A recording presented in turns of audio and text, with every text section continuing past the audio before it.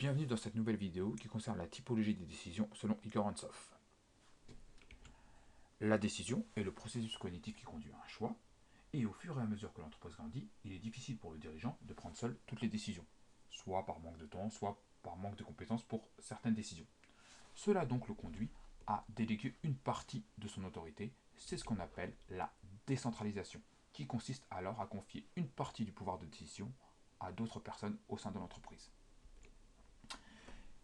Igor Ansoff propose une classification des décisions en fonction du niveau auquel elles sont prises. Il distingue les décisions stratégiques, des décisions tactiques, des décisions opérationnelles. Nous allons voir chacune d'entre elles plus précisément. Tout d'abord, les décisions stratégiques. Elles sont relatives à l'orientation générale de l'entreprise par rapport à son environnement. Elles sont prises par la direction générale et engagent l'entreprise sur le long terme. Elles comportent un risque élevé. Exemple, le rachat de Drivey par Getaround en avril dernier pour 300 millions de dollars, environ 268 millions d'euros, qui lui a permis de s'implanter dans 6 pays européens pour ce géant de l'autopartage américain. C'est aussi un bon exemple de croissance externe.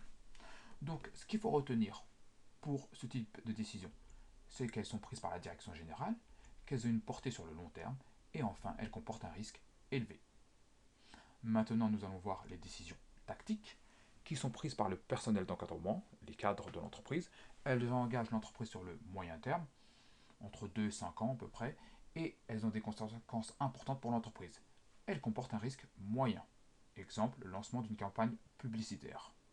Ce qu'il faut retenir, c'est qu'elles sont prises par le personnel d'encadrement, qu'elles ont une portée à moyen terme et qu'elles comportent un risque moyen. Enfin, il reste les décisions opérationnelles qui relèvent des employés, les opérationnels. Elles concernent l'exploitation courante de l'entreprise, la vie de tous les jours. Leurs effets sont immédiats et le risque est limité. Exemple, l'achat de fournitures de bureau.